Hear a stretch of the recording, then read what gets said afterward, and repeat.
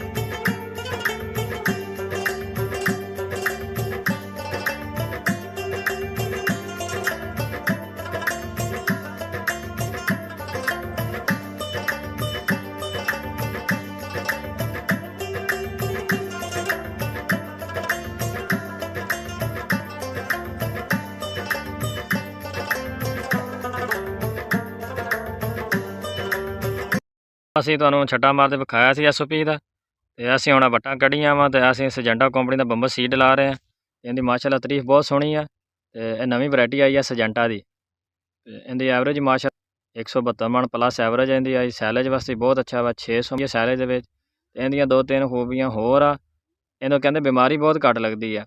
ਇੱਕ ਤਾਂ ਇਹਨੂੰ ਜੂੰ ਨਹੀਂ ਪੈਂਦੀ ਤੇ ਦੂਸਰਾ ਇਹ ਸਿਰੇ ਸ਼ੁਰੂ ਤੋਂ ਲੈ ਕੇ ਸਿਰੇ ਤੱਕ ਨਾ ਸਬਜ਼ ਰਹਿੰਦਾ ਤੇ ਤਕਰੀਬਨ ਅਸੀਂ 9 ਇੰਚ ਤੇ ਲਾ ਰਹੇ ਹਾਂ ਇਹਨੂੰ ਤੇ ਆ ਵਟਾਂ ਦਾ ਦਰਮਿਆਨੀ ਫਾਸਲਾ 2.25 ਫੁੱਟ ਹੈਗਾ।